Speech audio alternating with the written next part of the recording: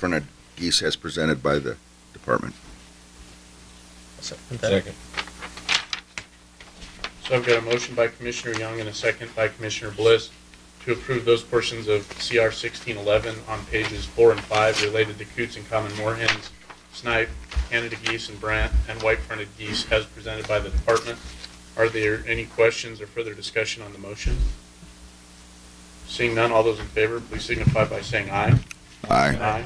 All opposed? Motion carries unanimously. Brings us to page 6, snow and Ross's geese, as well as falconry seasons for migratory game birds. Snow and Ross geese, the department recommends for the Northeast Zone season dates of October 26th through January 15th. And then a season opening again February 25th of 2017 and running through March 10th of 2017.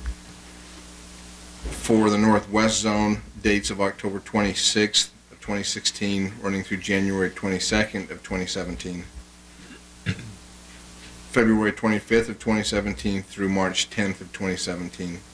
For the South Zone, dates of October 15th, 2016 through October 23rd, October 26th through January 29th of 2017, except for those portions within the Moapa Valley to the confluence of the Muddy and Virgin Rivers, which would have a date of October 29th, 2016 through January 29th of 2017. Limits 20 daily, 60 in possession, shooting hours the same as the other waterfowl, with special regulations closed in all hunts would be closed in Ruby Valley within Elko and White Pine counties, and then closed in Kirch, WMA, Mason Valley, WMA, and Scripps, WMA/Washoe State Park during the February 20th, 2016 through the... And those should both be 17, correct? Correct. That should be actually February 25th of 2017 through March 10th of 2017. For the falconry seasons, those seasons all mirror the duck merganser season.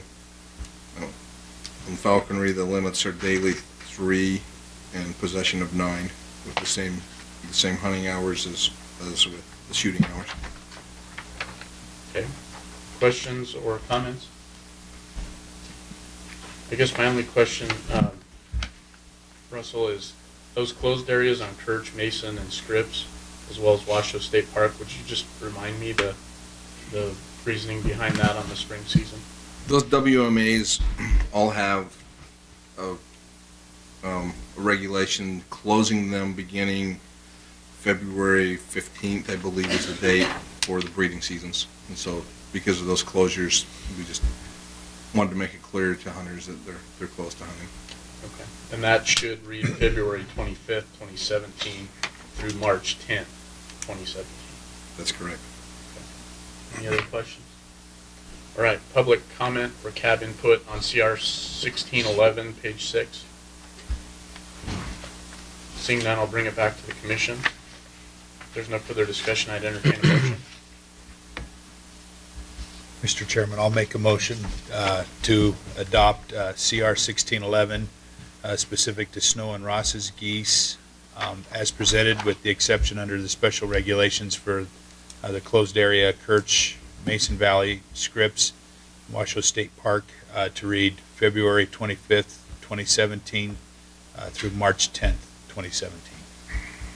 Second.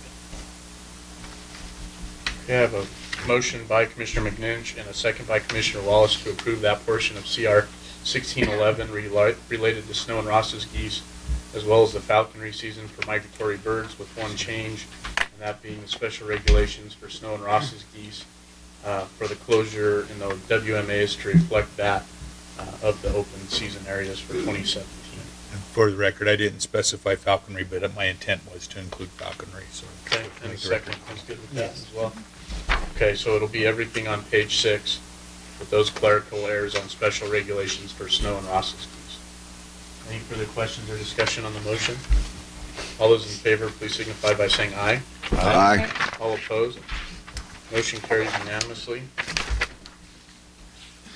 which gets us to page 7, that portion of CR 1611 related to Swan. For swans, the department recommends dates of October 8th, 2016 through January 8th of 2017. Limits of 1 swan per permit, maximum of 2 permits per person per season, with only 1 swan allowable per day. Shooting hours half hour before sunrise to sunset, and then with the dates I noted earlier being moved slightly forward, a deadline for applications of August 22nd of 2016, and then beginning on September 16th of 2016, any remaining permits would be available first come first served basis over the counter. Any questions on that? Okay, County Advisory Board or public input on that portion of CR 1611 relating to Swan? Mr. Martin? Yeah, Mr. Chairman and members. Russell, I just have a question on the swans. I think I've heard this in the past, the closure date is set by the Pacific Flyway, is that correct? Set by the framework. Is it number of days, or is it no more than the last Sunday of Mr. Martin, if January? you could just direct your questions to us, and then we'll have Okay. Russell come up after Thank, we close public. thank you. Well, what I'd like to do is, if it's a time frame, the swans really don't get here until Thanksgiving, and the date of closure on January 8th, if that could be pushed back a week, that would be appreciated. But if it's a flyway issue, then I understand. Thank you very much. Okay. Thank you. Additional public comment or cab input on CR 1611 relating to swans? Seeing none. Russell, could you address the question regarding the season dates? So How that works in regard to the federal framework? the Pacific Flyway framework has been established through an environmental impact statement which was prepared for the allowance of swan hunting. That framework states that the seasons must be between the dates of the last Saturday in September. It can open no earlier than that, and it can close no later than the first Sunday in January. So those dates are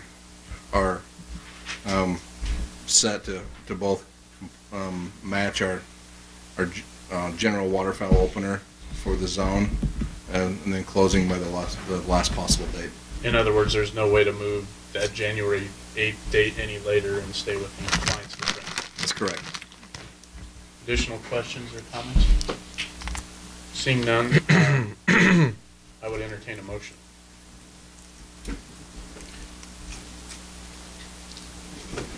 Chairman Drew, I'll go ahead and motion that we accept CR 1611 for the 2016-2017 season as it relates to Swan on page 7 as presented by the department. I'll second that. I'll second that. I have a motion by Commissioner Hubbs, a second by Commissioner Young to approve that portion of CR 1611 on page 7 related to swans as presented by the department. Are there any questions or discussion on that motion? Seeing none, all those in favor, please signify by saying aye. Aye. All those opposed, please signify by saying nay. Motion carries unanimously. Which I believe leads us to page 8. Public hunting limited on wildlife management areas and designated state lands, which also it's pretty much all the same information through page 10. So we'll take everything right here at the end together. On the last 3 pages of the regulation, public hunting limited on wildlife management areas and designated state lands, there are no changes from last year to this section of the regulation. Questions? Seeing none, is there any county advisory board comment or public input on CR 1611 related to public hunting limited on wildlife management areas and designated state land? Okay. Seeing none, I'll bring it back to the commission. If there's no further discussion, I would entertain a motion. Mr. Chairman, I'll make a motion that we accept CR 16-11 specific to public hunting limited on wildlife management areas and designated state lands as presented by the department. I have a motion by Commissioner McNinch and seconded by Commissioner Wallace to approve that portion of CR 1611, public hunting limited on wildlife management areas and designated state lands on pages 8 through 10 of our packet as presented by the department. Is there any discussion or further question on the motion? Seeing none, all those in favor, please signify by saying aye. Aye. All opposed? Motion carries unanimously. I believe that closes out CR 1611. Mr. Wilson, thank you for your time.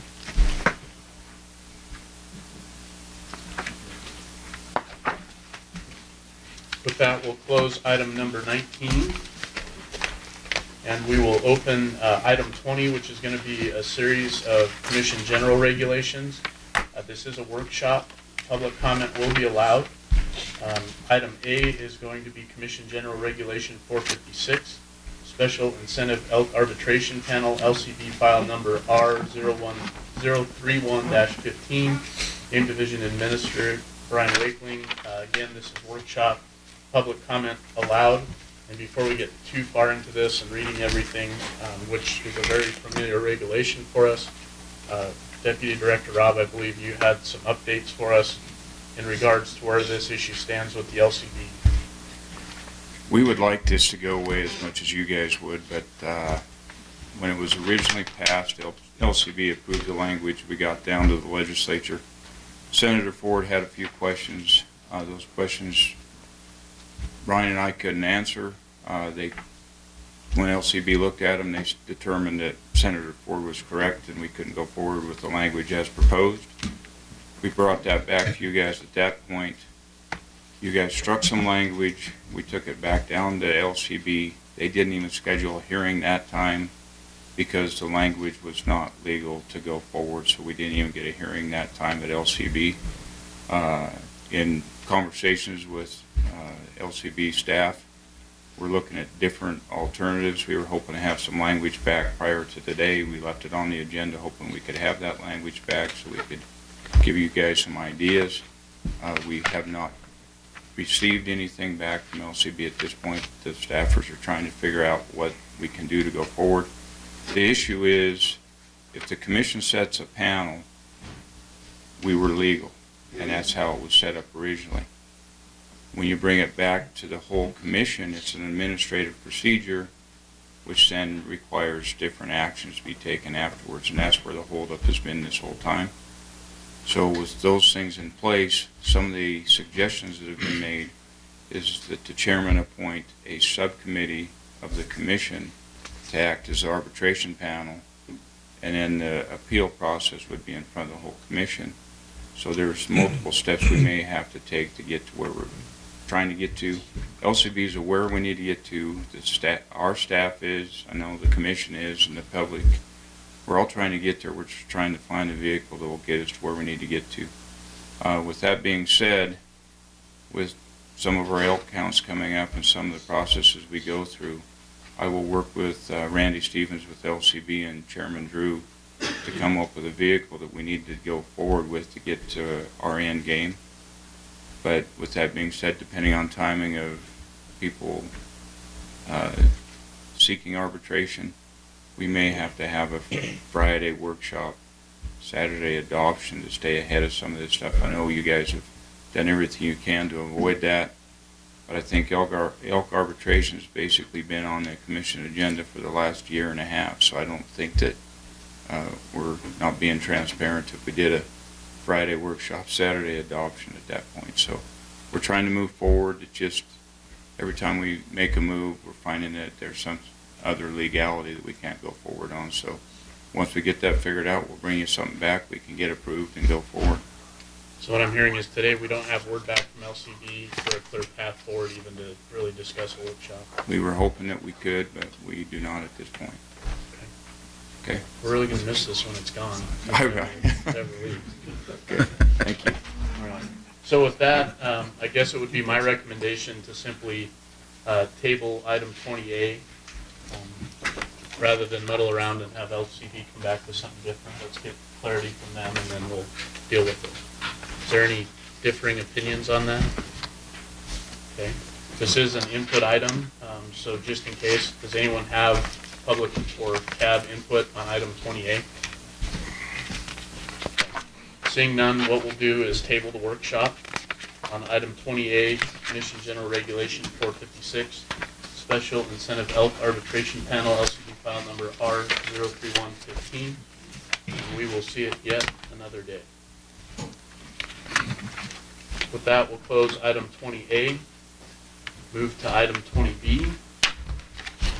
This is Commission General Regulation 460, definition of spike elk, LCD file number R013-16, Game Division Administrator Brian Wakeling. Workshop public comment is allowed. The Commission will consider amending NAC 502.104 and 502.1045 to define spike elk in a manner that limits inadvertent error in the field. The intent is to consider and possibly broaden the definition of spike in a manner that is consistent with the management objective of defining a spike while reducing the likelihood of errors in harvest identification. Mr. Wake. Thank you, Mr. Chairman, members of the Commission. Kind of in light of some of the ideas that the Administrative Policies Committee have kind of been working on, we've thought that maybe that rather than numbering these NACs, we might just name them after our favorite animal. The previous one we thought we'd call the groundhog, just because it seems like Groundhog Day every time we see it back here. Okay, that aside, and actually moving on to 20B and talking about the spike elk. You know, we have had some inadvertent errors by hunters in the field, and it's not a frequent occurrence, but it does create an issue when you're trying to identify a spike under field conditions. You know, it's a pretty plain definition. If you've got something that you're calling a spike, it's a one-antlered animal or two antlers with no branching. But under field conditions, at times it can be difficult.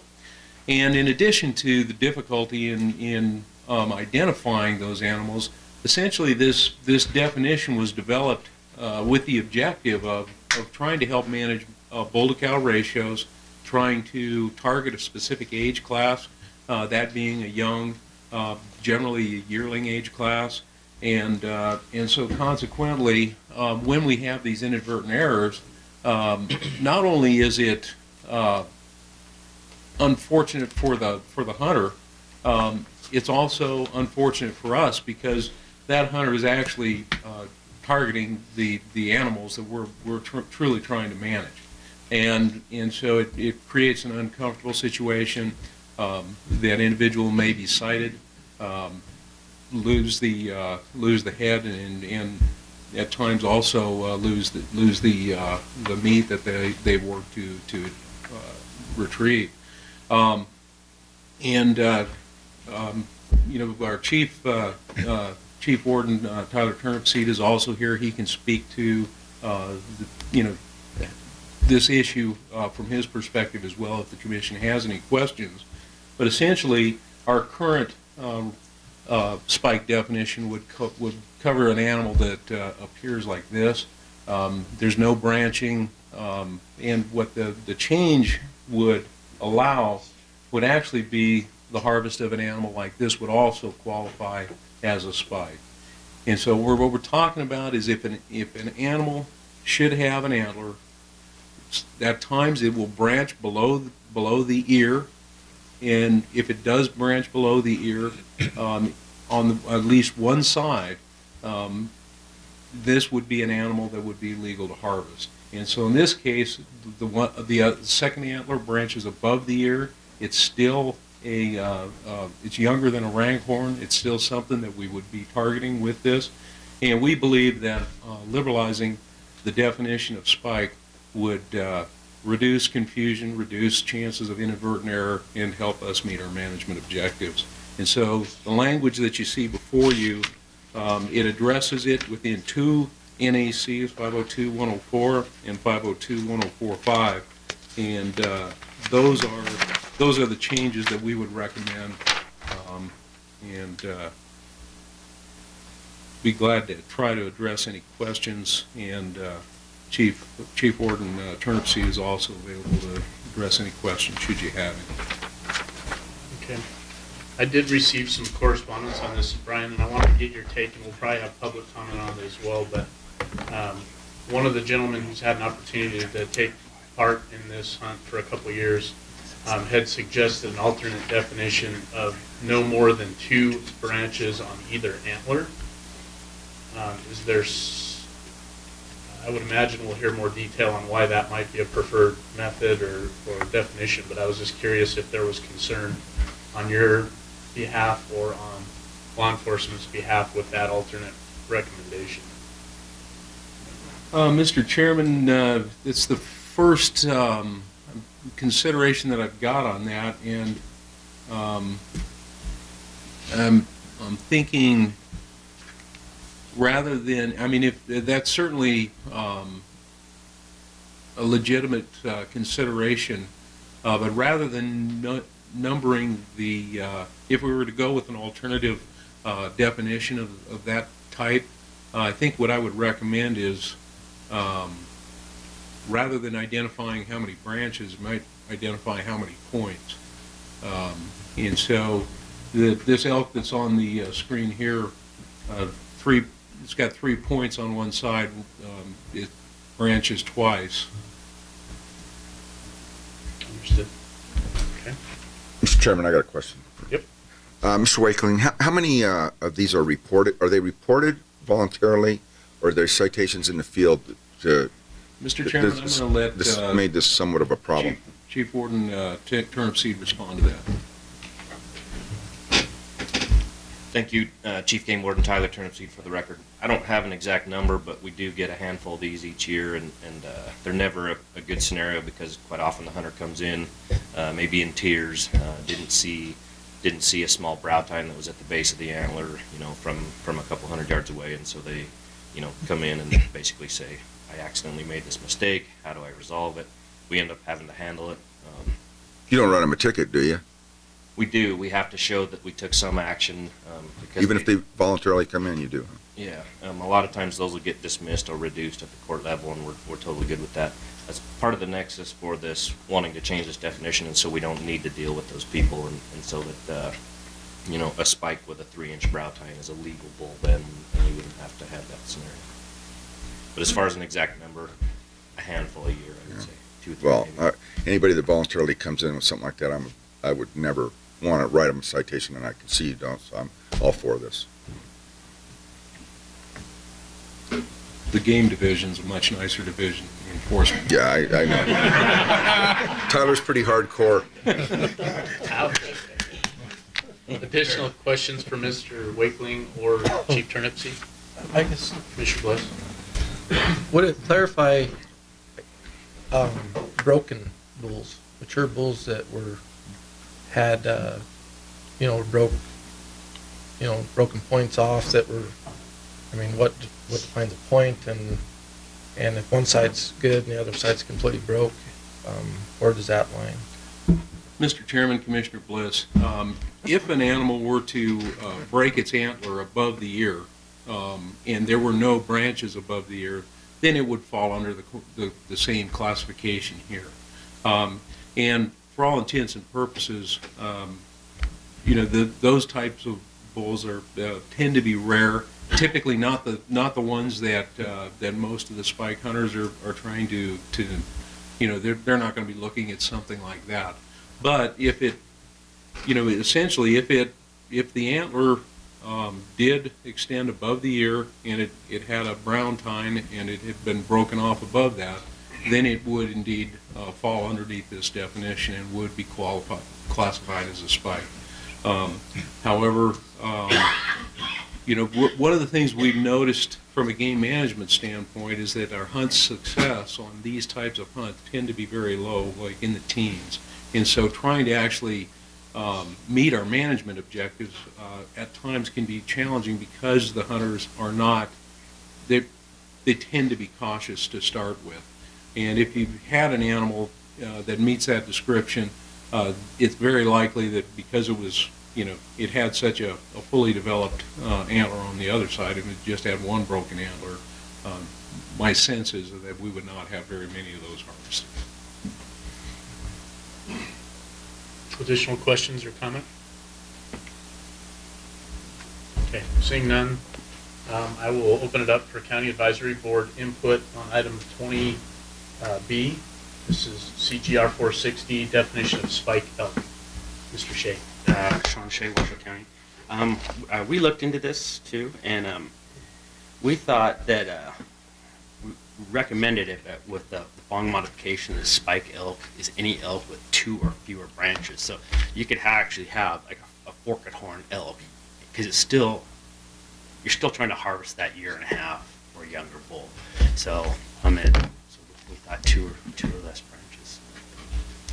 Did you guys have the discussion on whether it made more sense to go with branches or points? No, we went branches. We didn't go with points, because then it comes back to, depending on law enforcement, is a main beam a point, or is it a main beam? Understood. Okay, so thank you. Additional county advisory board input on the spike definition.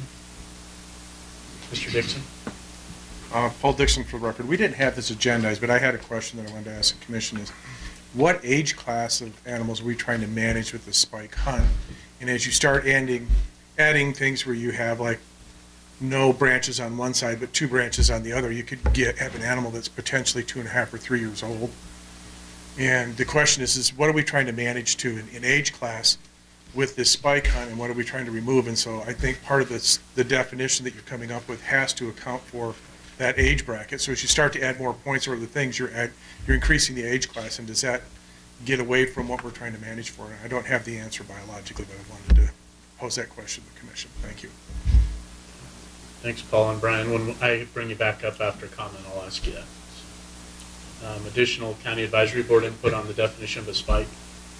How about public input?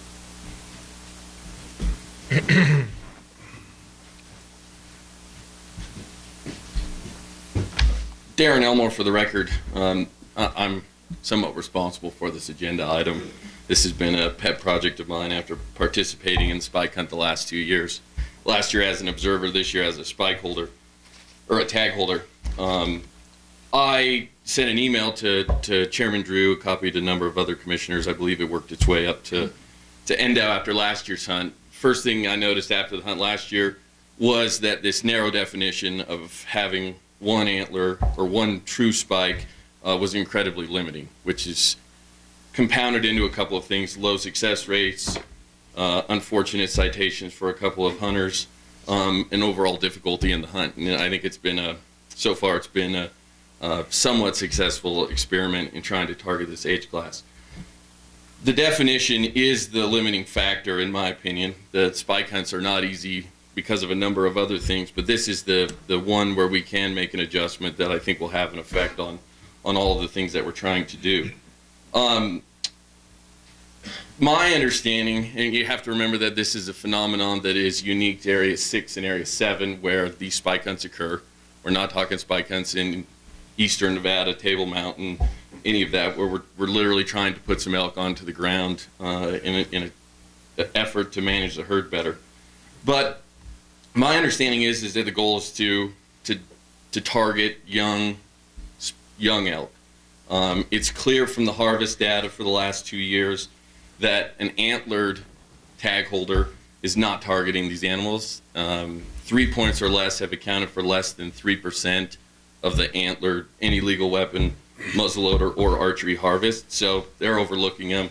The spike tag is an opportunity to target that age class, but with the definition, it's an incredibly limited number of true spikes out there. And I can tell you, after 2 years in the field, that is the case. So I'm the one who proposed the not having more than 2 branches on either antler. Obviously, that makes it a 3-point or less. Obviously, somebody could find a 400-point 3-point or a 400-inch 3-point. They could kill it under the definition that I've proposed. I think that would be an interesting anomaly to see. I also think by having the either antler limitation removes the possibility of a 7-point on one side and some sort of funky growth, non-typical club spike on the other. So if it were to have more than 3 points on either side, it's eliminated. And I still believe, I'm not a biologist, but I still believe that 3 points or less, even this animal that's pictured here, still falls within the targeted age class of really 1 and 2, maybe a slow-growing 3-year-old. So that was my intention in the definition. I think that the reality is in the field that hoping that hunters can see a branch below the ear from several hundred yards away in a fast-moving situation